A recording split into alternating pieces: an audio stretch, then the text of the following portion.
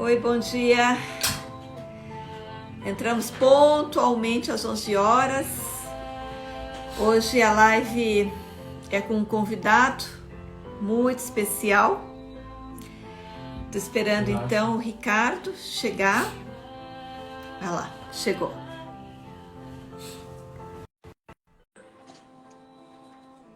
Oi, Ricardo.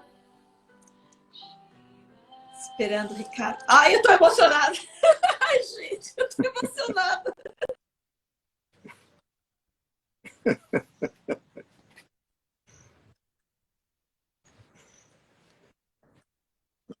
Oi, querida.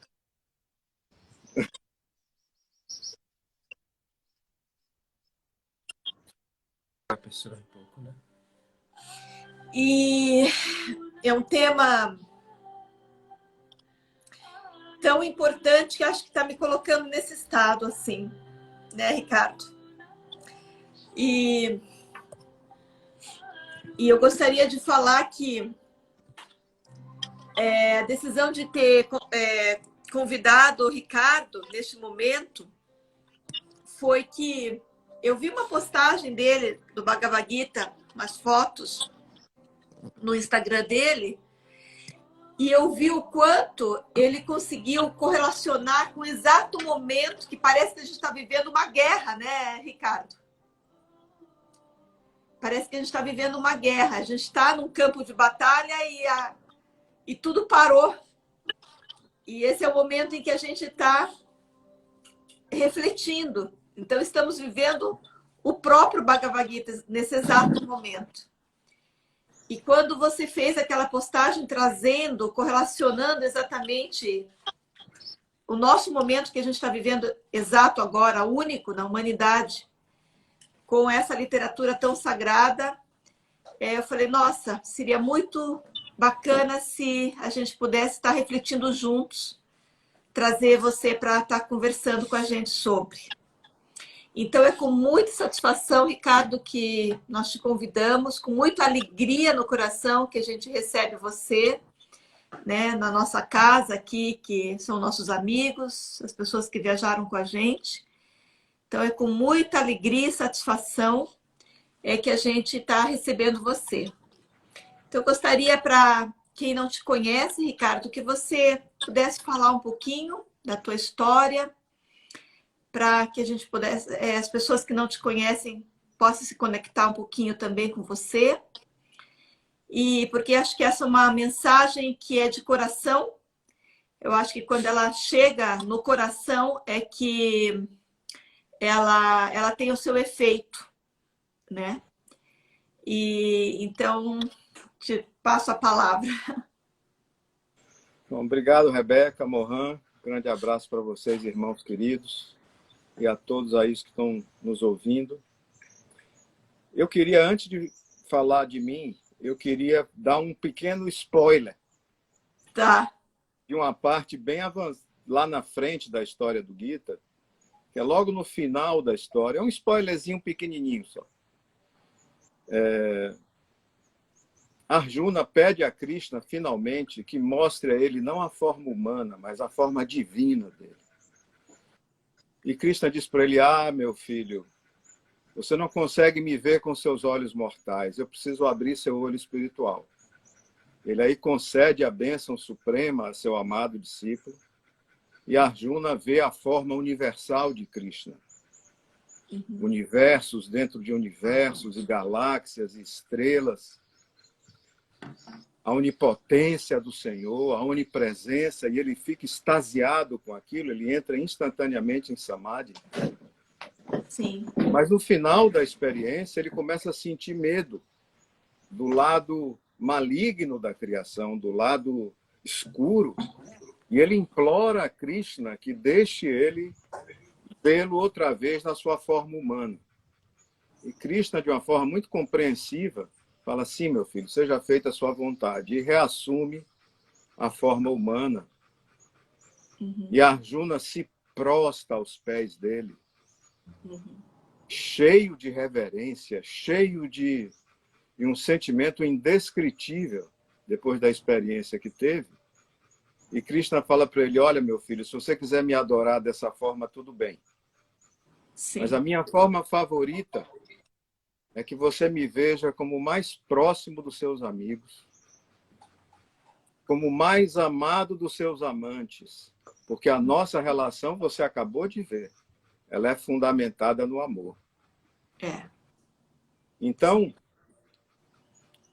é uma parte especial do Gita que nos toca profundamente, e é nesse espírito que, antes de dizer qualquer coisa, eu queria pedir a todos vocês, eu tenho essa imagem aqui dele, que sempre me acompanha, Linda. fica na minha mesa enquanto eu trabalho, Linda.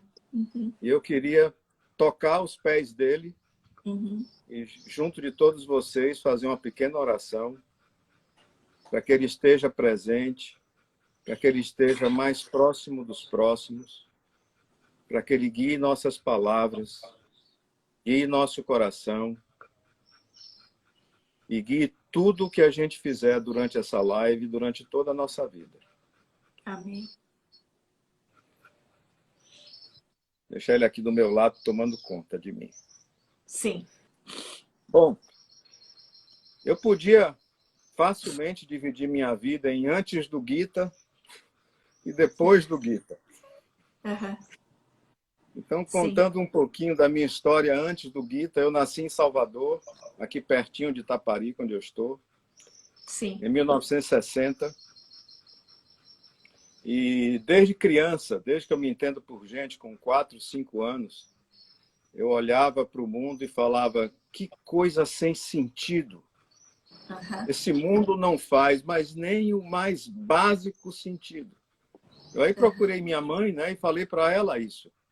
Minha mãe virou para mim e disse, menino, vá brincar. Não era de filosofar, não, você é uma criança, vá brincar. Mas eu não queria brincar, eu queria filosofar, eu queria pensar sobre a vida, pensar sobre o mundo. Que quanto mais velho eu ficava, né, com 7 anos, 9 anos, 10, menos sentido o mundo fazia para mim. Eu me sentia como um cachorro que caiu do caminhão de mudança. Eu não podia voltar para casa e não sabia qual era a minha casa nova. Então, foi uma infância muito difícil, porque eu não tinha respostas para essas perguntas. Por que que existe tanta desigualdade? Por que que existe tanta maldade? Mas, principalmente, 1% da população mundial detém mais de 90% da riqueza do mundo. São donos de tudo, de meios de comunicação, de indústria farmacêutica, indústria de alimentos, são donos da água, enquanto isso 99% da população se degladia pelos 1% que sobraram. Isso não fazia sentido para mim. Com 15 anos, eu vi um filme do meu grupo favorito de música, que é o Pink Floyd, chamado The Wall, onde, numa das músicas, eles retratavam pessoas todas com a mesma farda, com a mesma máscara, então eles não tinham individualidade, e essas pessoas marchavam sobre uma plataforma e caíam numa máquina de moer carne e saía salsicha do outro lado. E a música repetia o refrão, né? Você é só mais um tijolo no muro. Isso me revoltava imensamente. Sim. O que me levou, quando você questiona muito a sociedade que você vive, você é isolado pelas pessoas que querem viver dentro dessa máquina de moer carne. E quando eu vi a televisão, aí Sim. a quantidade de medo que é incutido, de imoralidade, de inutilidade, né? Sim. É realmente uma programação. A sociedade fica sendo programada a se comportar daquela forma. Sim. Então, foi uma infância e uma adolescência onde eu vivi muito isolado, muito sozinho. E eu finalmente entrei na universidade, eu cursei engenharia eletrônica, me formei e fui trabalhar na África, num contrato muito bom. Nossa, não conhecia essa parte, Ricardo, da África. E esse trabalho, eu precisava viajar para a Europa e para os Estados Unidos porque os Sim. fornecedores são quase todos desses países. E, de uma certa forma, o sistema começou a me sugar pelo sucesso. Sim. Quanto mais sucesso eu tinha na profissão, mais dinheiro, mais promoções, hotéis 5 estrelas e voos em primeira classe, essa coisa meio que te seduz pelo sucesso. Mas, por outro lado, viajando frequentemente entre a África, o Brasil, os Estados Unidos e a Europa, e vendo os tremendos contrastes, né? Civilizações tão ricas, tão opulentas. Você vai para a África, para o Brasil, você vê a miséria, a pobreza, o sofrimento. Isso começou a me causar um descontentamento tão profundo. Eu tinha estados de depressão extremamente profundos, que finalmente, em 92, eu pensei, olha, se eu não quebrar com o sistema, se eu não pensar livremente, eu jamais vou descobrir as respostas que eu estou buscando. Por que o mal? Por que a desigualdade? Por que a injustiça? Por que o egoísmo? Sim. Então, eu, no auge da minha carreira profissional, eu pedi demissão da minha empresa, botei uma mochila nas costas e disse, eu vou andar pelo mundo até encontrar essas respostas. Eu preciso estar fora do sistema para que eu possa pensar, para que eu possa refletir. E fiz isso durante muitos anos. Sabe esses doidos que ficam de mochila nas costas andando pelo mundo? Sei, sei. Mas, por outro Conheço bem. lado, a liberdade de viajar, de conversar com várias pessoas, de várias culturas, de não ter compromisso com o horário, com esse sistema que mantém a gente escravizado mentalmente, me fez começar a encontrar boa parte dessas respostas. Mas as respostas fundamentais, não. Até que eu encontrei a autobiografia de um yogi, o livro do nosso guru amado, Paramahansa Yogananda. Sim. Isso em 95, né? Há 25 anos atrás. E cada página da autobiografia que eu passava, uma resposta era recebida. Sim. Sim. E, é claro, depois desse dia, a paixão pelo meu guru, a paixão pelos ensinamentos dele, a paz que eu comecei a sentir por ter aquelas respostas que eu busquei durante 35 anos, começaram a vir. E, a partir daí, foi um caminho sem volta. Mas, a um certo ponto, eu comecei a questionar meu mestre por que ele fala tanto sobre todos os outros gurus da nossa linhagem, mas tão pouco sobre Krishna.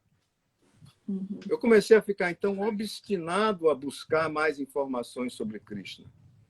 E eu busquei por muitos anos sem achar.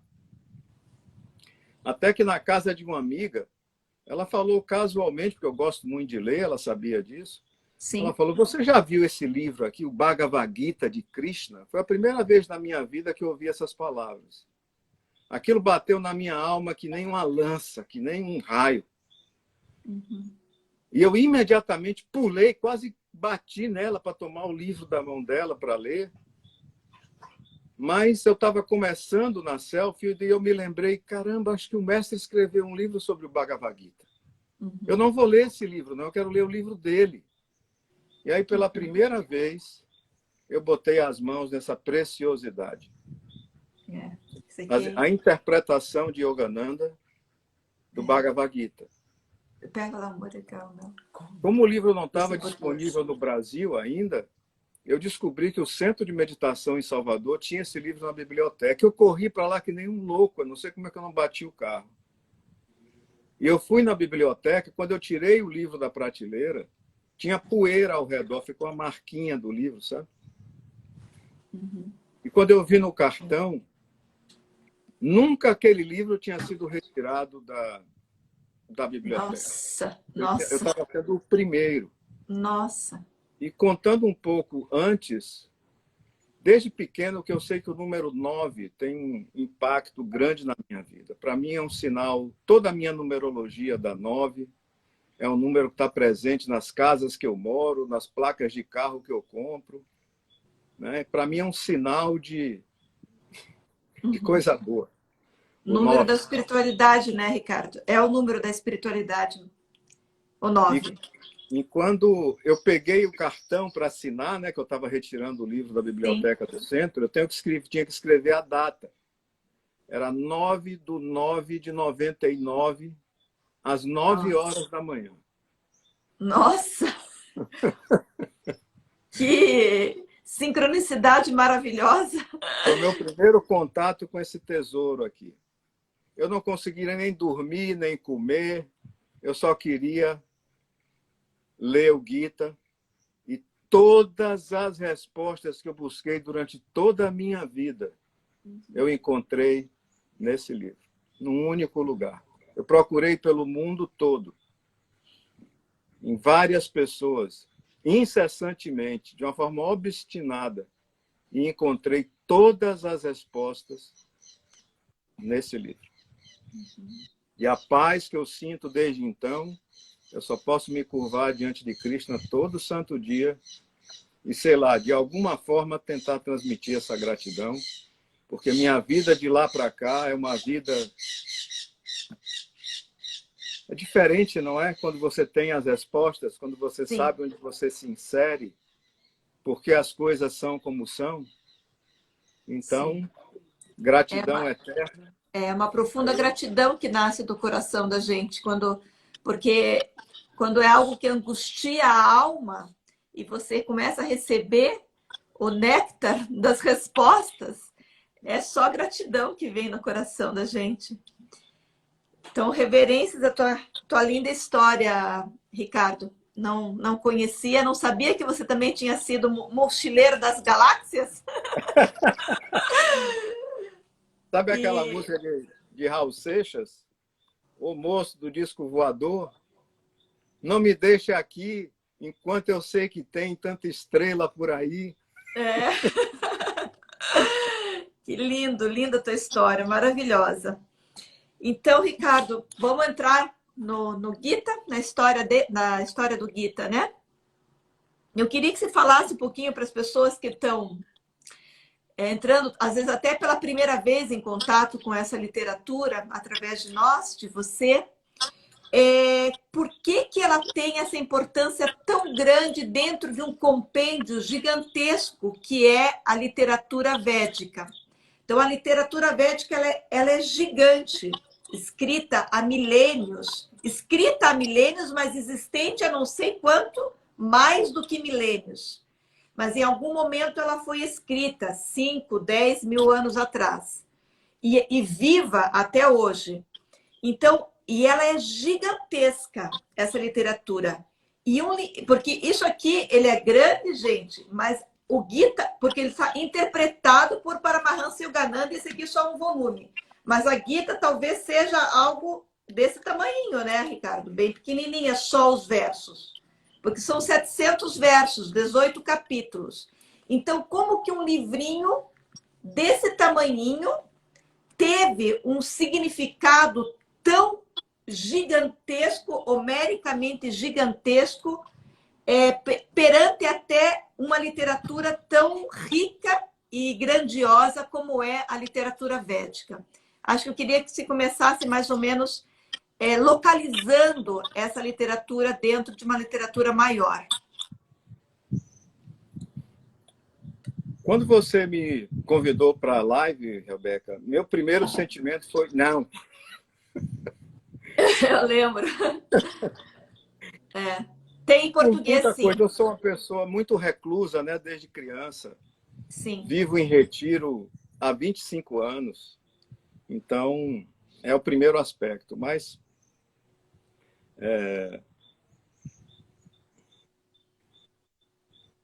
principalmente, como é que um grão de areia fala do universo? Um grão de areia como eu fala do universo como Gita. É uma coisa quase impossível, né? E eu fiquei fazendo analogia. Eu gosto muito do mar, nasci no mar. E o mar é tão vasto, quem conhece o mar inteiro? Mas a gente pode falar de alguns fatos do mar que todos conhecem. O mar tem ondas, ele tem marés, etc. E a gente pode falar da nossa experiência com o mar. Então é nesse espírito que eu acabei achando que a gente devia sim ter essa conversa hoje. Então a vastidão do Gita se insere numa vastidão ainda maior, como você citou bem. As 3 grandes escrituras da Índia, esse tesouro que a Mãe Índia nos deixou, é composto de uma escritura chamada Srimad Bhagavatam, onde são descritas as 20 encarnações de Vishnu. E as outras 2 é uma história mais profunda de 2 dessas encarnações de Vishnu e Lakshmi, que é a encarnação dele como Rama e Lakshmi como Sita, e logo em seguida a encarnação de Vishnu como Krishna e Lakshmi como Radha. Então, o Ramayana, que é a história de Rama e Sita, e Hanuman, seu principal discípulo, e o Mahabharata, que é a história de Krishna e Radha, e seu principal discípulo Arjuna, são as outras 2, é o tripé, né, das 3 grandes escrituras da Índia. O Bhagavad Gita, ele é o capítulo 18 do Mahabharata. Na verdade, o Gita está contido no Mahabharata, nesses 700 versos que você citou. Como um todo... acho que o Mahabharata tem 100 mil versos, né? Exatamente. E o Gita 700. Isso, para a gente ter uma ideia bem numérica de como o Gita se insere na história do Mahabharata. 100 mil versos no total, o Gita tem 700. E ele é o capítulo 18 do Mahabharata. É uma das razões que boa parte das pessoas tem dificuldade de entender o Gita. Imagina um livro que você tenta começar a ler ele pelo 18º capítulo, sem ter todo o contexto anterior. É muito difícil. Então é importante a gente entender que o Gita se insere num contexto muito maior. Por isso a pergunta é tão importante. E por que ele é tão importante? Porque ele é o clímax da história. Sim. Quando a gente assiste o Mahabharata, parece que tudo o que aconteceu antes, e o Mahabharata é a história de uma dinastia de reis indianos, que começa com o rei Bharata e termina com o rei Dhritarashtra, cerca de 5 mil anos depois, é um épico, né, o Mahabharata.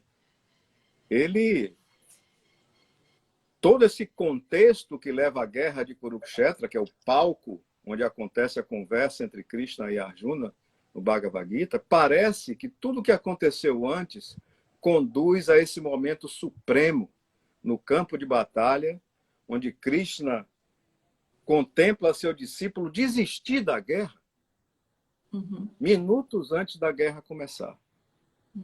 Então, todo o trabalho de Krishna nesses 700 versos é encher seu discípulo de coragem, de fé, de confiança, para que ele lute, para que ele vença.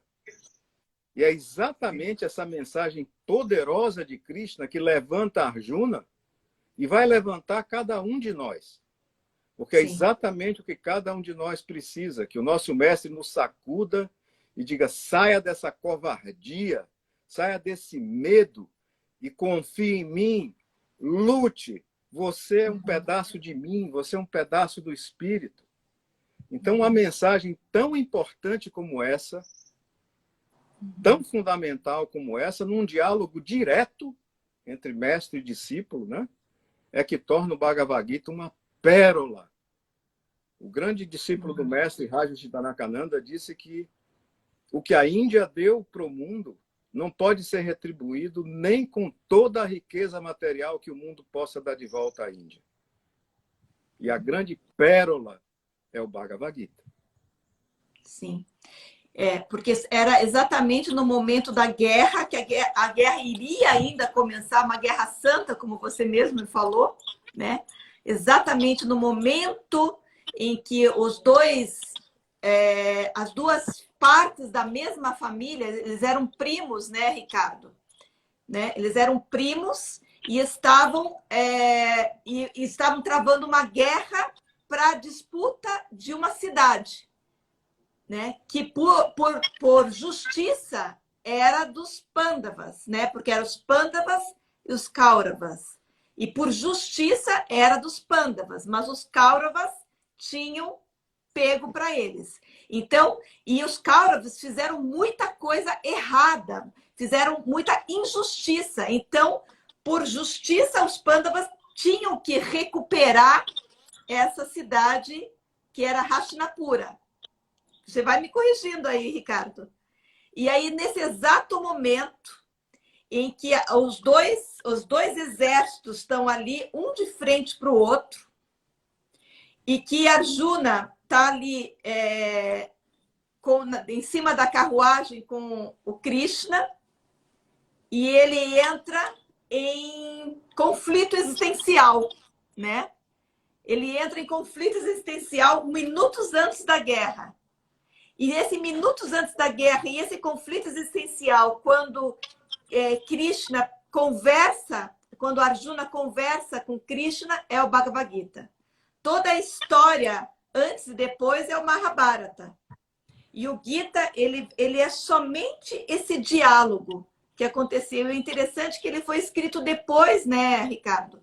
Ele não foi escrito quando foi escrito o Mahabharata. O diálogo, ele foi escrito depois. E não alterou em nada a lógica da história.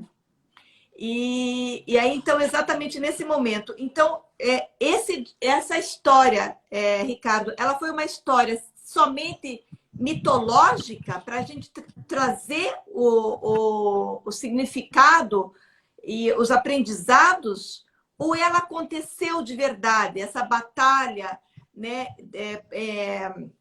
essa guerra santa que aconteceu entre a família, ela aconteceu de verdade. E por que eles guerreavam? O que estava acontecendo nessa família? O que eles guerreavam? Por que eles estavam guerreando? Eles teriam que guerrear. Tá. O contexto é o seguinte. A história do Mahabharata começa com o rei Bharata. Bharata significa aquele que busca a luz. E tanto Bharata como todos os reis que o sucederam, era chamada dinastia da Lua na Índia, ficaram famosos pela justiça, por serem reis que davam tudo pelo seu povo. A população vivia feliz porque o rei era honesto, era virtuoso, era protetor realmente dos cidadãos. Então, há toda uma dinastia de reis adorados pelo povo, porque ele fazia a função que cabe a um rei, servir a seu povo. Sim. Então, todos eles... Então, foi se construindo uma tradição de correção, de virtude, especialmente no trato com o que é público, né? As pessoas que estão em posição de governo, mas para servir ao povo. É uma tradição milenar na Índia. E, finalmente, chegou numa geração, que é a geração onde Krishna nasceu, onde esse lado negativo da família, chamado de Kurus ou Kauravas, eles ascenderam ao poder exatamente da forma inversa, com corrupção, com assassinato, com crime, Sim. com toda espécie de baixaria que se possa imaginar. Mas ascenderam ao poder. Sim. O pai era cego, né? O pai era cego, e aí, por ele ser cego, ele não poderia ascender ao poder. Aí quem era o legítimo era o primo, né? O irmão, na verdade. Na O filho verdade, o irmão dele foi o último imperador virtuoso da Índia, que era o imperador Pandu. Sim. Era irmão do rei cego. E Pandu morreu, e ele estava na linha sucessória e assumiu. E ele era uma pessoa muito vaidosa, muito sedenta de poder. E o filho dele, então, era o príncipe do mal. Era o cara exatamente que baixou o nível completamente, começou a matar, começou a roubar, começou a implantar a corrupção. E os filhos de Pandu, que são conhecidos coletivamente como os Pandavas, herdaram do pai essa nobreza de caráter, essa virtuosidade, não é? Do qual Arjuna é um dos 5, né? Exatamente. Arjuna é o terceiro filho de Pandu. Sim. Então, o povo começou a exigir que o filho mais velho de Pando se tornasse o rei. Sim. E foi feita uma votação, né? E o Yudhishthira, que era o filho mais velho de Pando, ganhou disparado. Sim. Só que ele tentou, o filho de Dhritarashtra, Duryodhana, tentou matar ele. Só que ele não conseguiu, ele falhou. Mas ele continuou tentando, de todas as formas escusas, tirar Yudhishthira do poder, e com uma série de atos corruptos e deceptivos, ele acabou afastando o Yudhishthira do trono. Isso gerou uma revolta popular imensa, porque ele não só tirou do trono, mas exilou os Pândavas por 13 anos. Sim. Então, quando os Pândavas retornaram do exílio e exigiram o trono de volta, Duryodhana se recusou. O trono que era legítimo deles, né? Um trono legítimo que eles foram expulsos ilegalmente, digamos assim, usando coisas, né?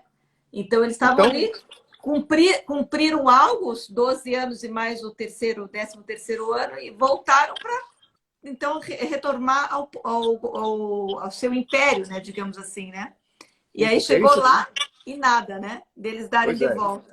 Exatamente. Eles se recusaram a dar. Tem uma frase, inclusive, que tem muitas pinturas na Índia com esse gesto de Duryodhana, né?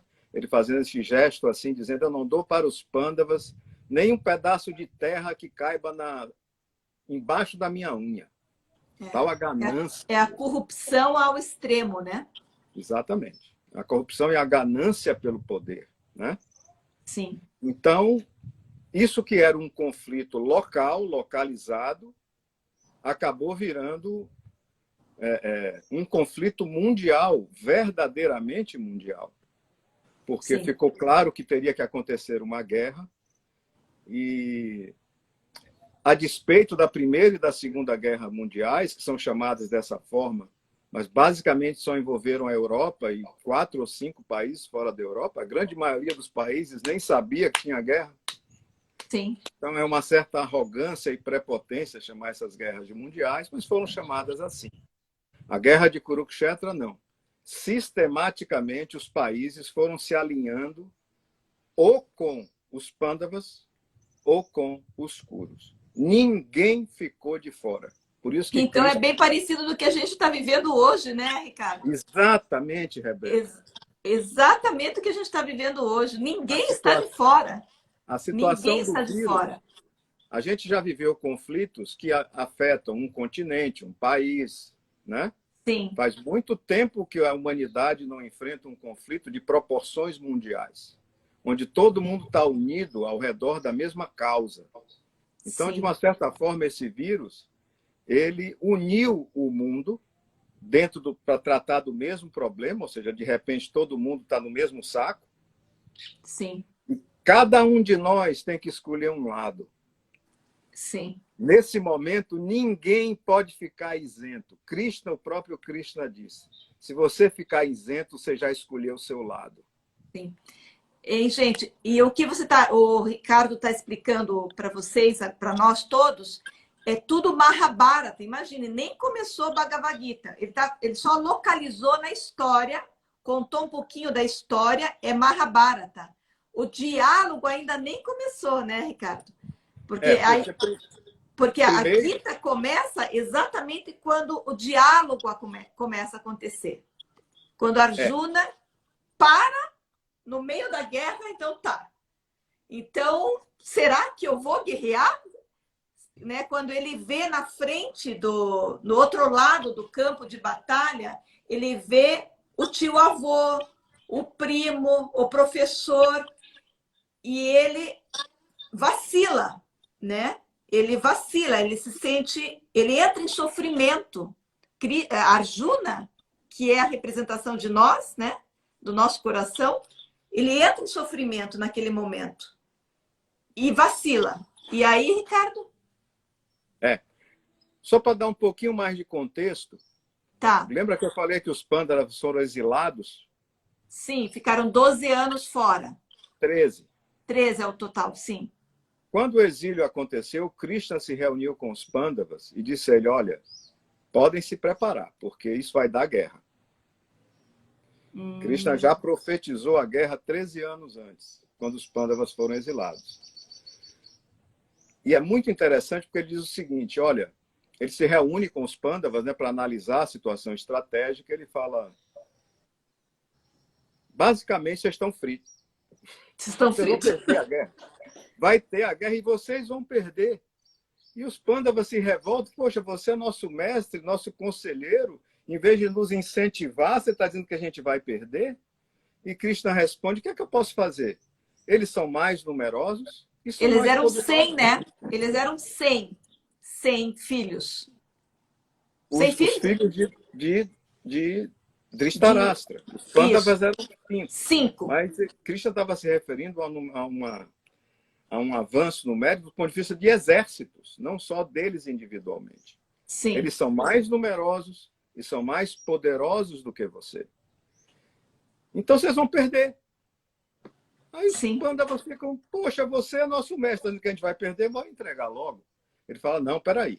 Pega Arjuna e fala, você vai meditar incessantemente para pedir as bênçãos da Mãe Divina e de Shiva.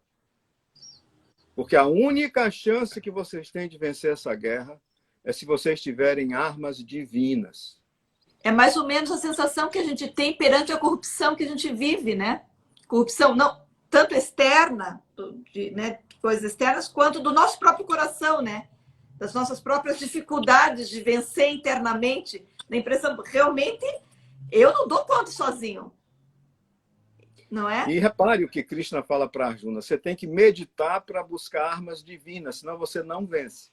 Não vence. Essa frase é importantíssima, porque Krishna aponta a meditação como método através do que cria armas divinas para vencer um inimigo que ele já via de outra forma.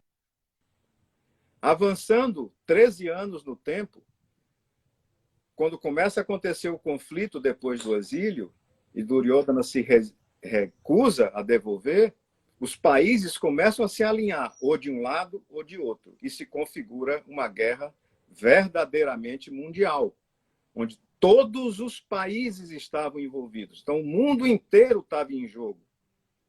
Não apenas uma cidade ou um grupo de cidades, mas o mundo inteiro estava diante de uma guerra suprema, uma guerra que foi a guerra mais violenta da história da humanidade, e aí os exércitos se perfilaram para começar a guerra.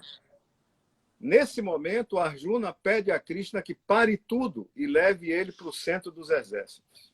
Portanto, Arjuna era o único guerreiro que tinha armas divinas. Ou seja, a única chance dos Pandavas vencerem a guerra estava em Arjuna conseguir lutar. E quando no meio do campo de batalha, Arjuna desiste, começa a fraquejar, o corpo dele treme, a boca fica seca, ele larga as armas, senta na carruagem, vira para Krishna e fala, eu não vou lutar. Isso significava um contexto importantíssimo. Arjuna era o único capaz de virar o jogo de forças para o lado dos Pandavas. Se ele desistisse, a guerra acabava ali. Então, e o mal venceria. Mais uma vez, isso.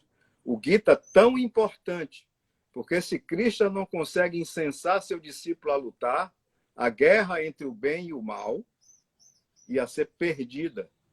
Então, é isso que torna o Gita e esse contexto tão importante. Tanto que o primeiro capítulo do Gita chama-se O Desencorajamento de Arjuna. Sim, esse momento. Então, deixa eu ver aqui que a gente tinha mais ou menos planejado de conversar nessa sequência. E aí, quais são as ferramentas que... Porque nessa angústia que o Arjuna sente, dessa incapacidade, né, de seguir em frente nessa luta, quais são as ferramentas que ele tem dentro, que ele tem que despertar dentro do coração dele? O que Krishna responde para ele a hora que ele fala assim, vou desistir, não vou dar conta, não quero lutar, vou vou ficar meditando não, vou me isolar, né? Vou ficar fora dessa briga, dessa guerra, não vou lutar. O que que Krishna, quais são os argumentos que faz com que Krishna se levante? Arjuna se levante. Maravilhoso, Rebeca, porque isso se encaixa muito no tema da nossa live, né? Por que o Gita é importante hoje, né? A gente está sofrendo um ataque de propaganda nos levando a ter medo, né? A ficar escondido, a ficar, né? E por outro lado, uma série de ações tirânicas sendo tomadas, né? Coibindo a população de circular, né? Sim. E, de uma certa forma, é difícil você não sucumbir a esse medo. E o que é que Krishna faz para levantar seu discípulo? Primeiro, ele chama ele pelo nome. Ele fala, isso é hora de tamanha covardia. Eu não dou a pílula, não. Isso é hora de tamanha covardia? Quando o mal lhe encara e a destruição do mundo e da população inteira do mundo está diante de você, você se acovarda? Uhum. Isso é hora de se acovardar? E Arjuna, apesar desses argumentos de Krishna, continua encolhido, com medo, sem querer lutar. Krishna parte para uma segunda linha de argumentação. É sua responsabilidade lutar. Você é um guerreiro. O dharma de um guerreiro é lutar, é proteger o povo, é proteger o bem-estar da população. Se esses caras ganharem, isso é mais do que um conflito familiar entre vocês, seus irmãos e o outro. Essa questão é irrelevante.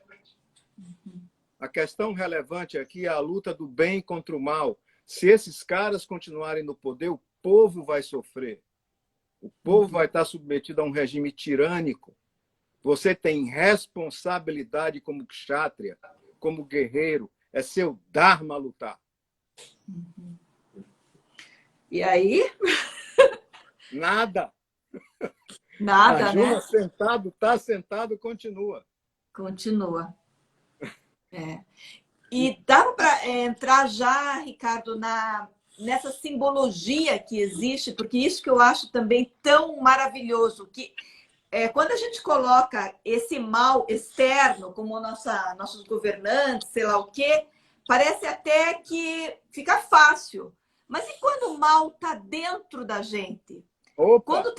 Quando traz essa simbologia, esse entendimento de que existe esse mal aqui dentro do nosso coração, da nossa mente, da nossa atitude. E aí, como é que a gente pode trazer isso para o nosso crescimento pessoal? E não somente em atitudes externas, né? De pensar em política. Pergunta maravilhosa, Rebeca, porque você me lembrou de um caso de Rama. Né? Toda a história do Ramayana começa com toda a luta dele contra um demônio também, né? Ravana. Sim. A mesma coisa que estava acontecendo na época de Krishna aconteceu na época de Rama. Um governador tirânico tocando horror no mundo todo, que era o Ravana. Ele chegou a sequestrar a esposa de Rama, Sita, né, por 1 ano.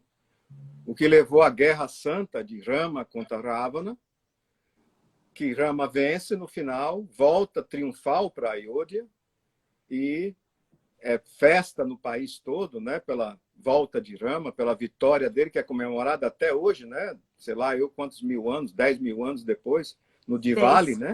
Sim. Que é a vitória do bem sobre o mal. E depois que a festa acaba, ele vira para Sita e fala, Sita, a gente venceu um demônio explícito, que era o Ravana. Agora a gente vai ter um desafio muito maior. Porque esse mal vai se espalhar para as pessoas, vai ficar difuso no coração de cada um. E vai ser uma batalha bem mais difícil de vencer. Então, o que Krishna começa a lembrar Arjuna é da prática de Kriya. Uma das coisas que faz o Bhagavad Gita ser tão espetacular é que boa parte das escrituras que a gente tem no Ocidente são escrituras que vêm das idades das eras da escuridão. Então, são altamente simbólicas, né? São Sim. cheias de simbolismos e parábolas. O Gita é um diálogo direto entre um mestre e um discípulo, onde o discípulo faz perguntas a seu mestre e ele responde com clareza científica. Uhum. Então, Krishna começa a alertar Arjuna exatamente isso que você falou. O mal está dentro de você. Você está lembrado que eu te ensinei Kriya Yoga? Você está lembrado que esse mundo não é o único mundo que existe, que existem vários planos da existência, que a sua alma é imortal? Ou Que seja, esse mundo a ignorância, físico né? O mal como a que está própria dentro, ignorância. que tá dentro de nós. Então, Sim. isso é fundamental. É uma estratégia que Krishna usa com Arjuna. Antes de lutar contra o mal, você tem que extirpar esse mesmo mal de dentro de você. E esse mal se manifesta de muitas formas. Em especial na época que a gente vive, através do medo. Tá. Aí quando você entra em contato com algo elevado que te inspira, né, a mudanças, e aquele hábito volta a acontecer. Não, a partir de agora, né, eu vou ter tais e tais atitudes que eu sei que estão mais corretas. Mas existe um vício de comportamento, um vício de pensamento que nos impede de caminhar na linha desse Dharma, dessa atitude correta. Acho que também foi um questionamento que a Arjuna teve, né, Ricardo? Sim. Né? Porque, assim, parece assim que não tenho forças suficientes para vencer esse mal que habita. Né? Até mentalmente eu decido que sim. Ok, entendi, vamos lá. Mas na hora H tem uma força contrária muito forte que a gente tem que vencer. Como vencer essa força? E que força é essa que está segurando a gente no local que até inclusive, e quando ele está desconhecido, pior ainda, que você nem sabe o mal que habita em você, né? Tá dormindo com o inimigo e nem sabe. Mas tudo bem, já descobri até quais hábitos, quais atitudes eu deveria estar reformulando, e mesmo assim continua lá. E aí? Que Eu pergunta sou a Juna maravilhosa, agora, mãe. Ricardo, eu sou a Juna. Você E aí, incorporou Krishna? mesmo, Rebeca, porque é exatamente o que Arjuna pergunta a Krishna. Você fez exatamente a pergunta que ele faz. Tá bom, mestre, eu já reconheço que o medo é ruim, que eu estou errado, que isso vem de comportamentos do passado, né? Mas como é que eu me livro disso? Parece ser mais forte que eu. É. Quem nunca se sentiu assim? Diante de um vício que você sabe que é ruim e você não consegue se livrar, né? Sim. Diante de um medo que você sabe que é ruim, mas você não consegue se livrar. E esse é um ponto fundamental do Gita, minha irmã. Porque a Arjuna se vira para Krishna, ele fica tão confuso e Krishna dá tanto esporro nele, né? Que ele chega uma hora que ele fala exatamente isso que você falou. Eu sei que eu estou errado. Eu sei que eu tenho coisas dentro de mim que eu preciso mudar, mas eu não tenho força, queixado. E eu estou confuso, eu não sei o que fazer. A minha mente está em 3 milhões de pedaços. Mas eu só sei uma coisa no meio dessa confusão toda. Eu sou seu discípulo. Me ajude, porque o meu único refúgio é em ti. A força da oração, a força da devoção, da entrega. De se jogar aos pés do seu guru, com tudo que você tem de bom, com tudo que você tem de ruim, e dizer para ele, eu sei de tudo isso, mas eu sei uma coisa mais que tudo. Eu sou seu discípulo. Me ensine, porque meu único refúgio é em ti. Nessa hora, a Krishna chega a fazer assim, ó. Sim. Ou seja, a nossa grande arma, a gente tem que lutar sim. Tem que lutar. O mestre Yogananda diz o seguinte: trabalhe como se tudo dependesse de você e ore como se tudo dependesse de Deus. Esse equilíbrio entre o nosso esforço pessoal e a entrega aos pés do seu mestre é que lhe dá a vitória. Quando a Arjuna fala isso, Krishna falou, a cabecinha dele se abriu. E aí, amiga, tome sabedoria, tome força, tome luz, tome amor, tome entendimento, e Arjuna começa a ficar em êxtase. E aí ele começa a pedir mais, e me conte isso, e me conte aquilo, e como é isso, e como é aquilo. E Krishna, tome, tome, tome. Por isso que o Gita é tão lindo. Conhecimento. Conhecimento. O E é isso conhecimento que da nos força. faz superar essas coisas dentro da gente, que a gente está tentando há milhares de encarnações e não consegue se livrar. É a hora que você se joga aos pés de seu guru com total confiança e diz, eu estou aqui, meu refúgio é em ti, me aponte o caminho a seguir. Aí, amiga, o resto da história é só força, é só luz, e termina com a vitória dos Pândavas, claro. Sim. Me faz lembrar que escutei de um monge lá na Yogoda, lá na Índia. Não sei se estou certa na porcentagem, mas que o nosso esforço é 25%. 25%, não é? Esse dado é importante. 25% do nosso, 25% é do guru, e 50% é de Deus.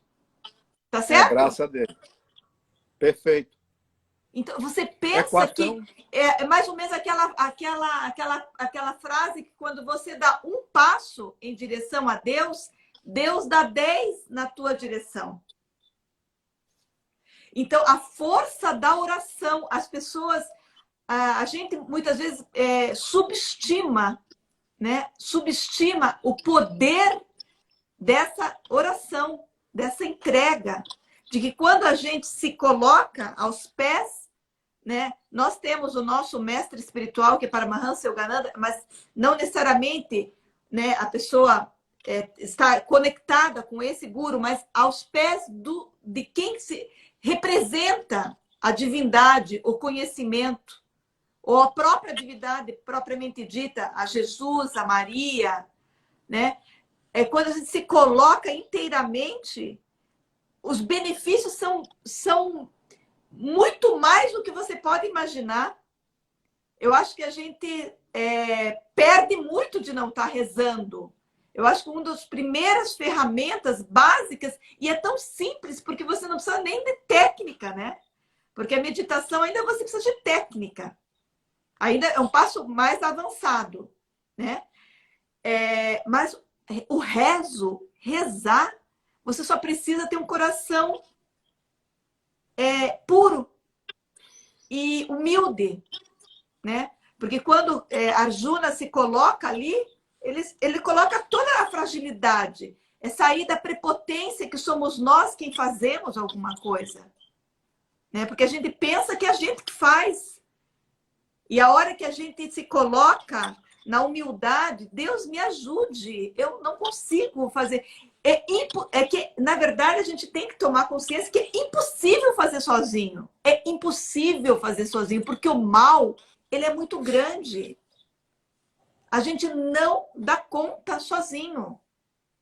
A gente precisa da bênção, né? Tem um contexto, Rebeca, você falou, me lembrou dele, ele é muito importante, eu tinha me esquecido. Lembra que eu falei que os países começaram a se alinhar de um lado do outro? Sim. Um dos clãs envolvidos nessa escolha era o clã dos Yadavas, de Krishna. Os clãs dos? Dos Yadavas, que é o clã que Krishna pertencia. E Krishna era o guerreiro mais poderoso do planeta. E os exércitos dos Yadavas, o exército mais poderoso do planeta. Então, os dois lados correram para Krishna imediatamente para conseguir a ajuda dele na guerra. Porque eles sabiam que o lado que Krishna tivesse e o exército Yadava iria vencer. Como os dois chegaram numa circunstância em que Krishna manipulou a circunstância para que ele não apoiasse os Kurus, se gerou um conflito, né, entre Duryodhana e Arjuna para conseguir o apoio de Krishna. E Krishna fez o seguinte, tá bom, peraí, Então, eu vou fazer o seguinte.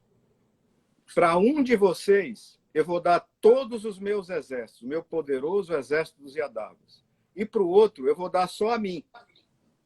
Mas eu não vou lutar. Eu não vou pegar em armas. Eu só vou dar conselho. Façam a escolha. A primeira escolha coube a Arjuna, que se jogou aos pés de Krishna e disse: Tu és o meu exército, Senhor. Eu escolho a ti. E Duryodhana deu pulos de alegria, né? Porque ele ficou Sim, porque felicíssimo, achou que ficando com os exércitos, ele estava... Ele falou: eu já ganhei. Esse trouxa desse Arjuna, todo apaixonado por Krishna, escolhe ele e largou os exércitos para mim, né? Sim. E Krishna ainda disse que não ia lutar. Ele só ia dar conselho, o que é fortemente simbólico para nós. Sim. Né? Krishna não vai lutar por você. Ele vai lutar com você. Sim. Olha só, Então, maravilhoso isso. Eu nunca tinha percebido isso. Maravilhoso. Ele não vai lutar. Krishna não lutou. Krishna aconselhou. Ele alertou isso antes da escolha. Saibam que o lado que escolheu os meus exércitos leva os soldados todos, todas as armas, tudo. O mais poderoso exército do planeta. Seria como se, por exemplo, você pegasse o exército americano em dias de hoje. Quem pegar o exército americano do seu lado, né, tem uma vantagem óbvia. E Krishna disse: o lado que me escolher, saiba que eu, pessoalmente, não pego em arma. Eu não vou lutar. Eu só vou dar conselho e estar do seu lado. Sim. E Arjuna, sem hesitar, fez a escolha certa. Essa é uma chave para o nosso sucesso também na situação que a gente vive hoje. Lute, levante, não se acovarde. É a hora de lutar. Quando o mal está lhe olhando de frente, você está escondido no seu sofá. Isso é hora de covardia. Levante, lute. Agora saiba que eu estou do seu lado. É maravilhoso. Essa entrega, se você analisar, durante a guerra de Kurukshetra, Rebeca, durou 18 dias. E são vários capítulos no livro. Sim. Eu não conseguia comer, eu não conseguia dormir, eu não conseguia fazer nada. Eu tinha que ler aquilo que eu não conseguia parar. Porque é maravilhosa a situação, as situações que vão se desenvolvendo na guerra. E o que você vê é que Krishna, apesar de só aconselhar, os conselhos que ele dá são fundamentais para a vitória dos Pandavas. Sim. Maravilhoso. Mas quem luta, quem pega em arma, sou eu e você. É, maravilhoso. Ricardo, a gente está com 3 minutos para falar.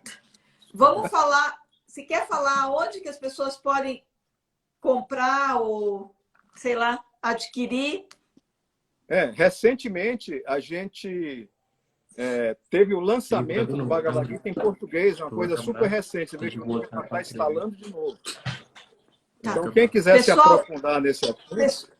Pessoal, acho que a gente volta na live, termina e a gente volta, porque daí a gente tem mais 1 hora, daí a gente fica mais uns minutos mais tranquilos, senão a gente... Entendeu, Ricardo? Vai terminar a live e a gente volta mais um pedacinho depois. A hora que falta 2 minutos, só para a gente poder finalizar direitinho. Mas pode ir falando, a hora que terminar a gente já volta. Então está aqui o Gita já em português, é vendido no Brasil pela Onisciência. Vocês podem procurar o site da Onisciência na internet. Eles também estão aqui no Instagram. E adquirir o seu exemplar lá. É a forma de você ir mais fundo nessa história tão maravilhosa e tão importante para nós. E aí tem leituras complementares, né, Ricardo? Que você acha que ajudaria bastante a pessoa. Olha, conhecer a própria história do Mahabharata, que existe um vídeo indiano, né? Em DVDs, maravilhoso, com toda a história do Mahabharata. É uma forma de você também conhecer todo o contexto da história, o que ajuda muito a você entender o Gita. E aonde conseguiria esses vídeos do Mahabharata? Esse é mais difícil, né? É mais difícil porque a empresa que vendia desapareceu da internet. Mas nós temos, o que a gente tem feito para as pessoas é gravado em quem deseja no HD externo, né? Porque não tem mais que você comprar na internet, então a gente tem dado para as pessoas que se interessam dessa forma. Uhum. E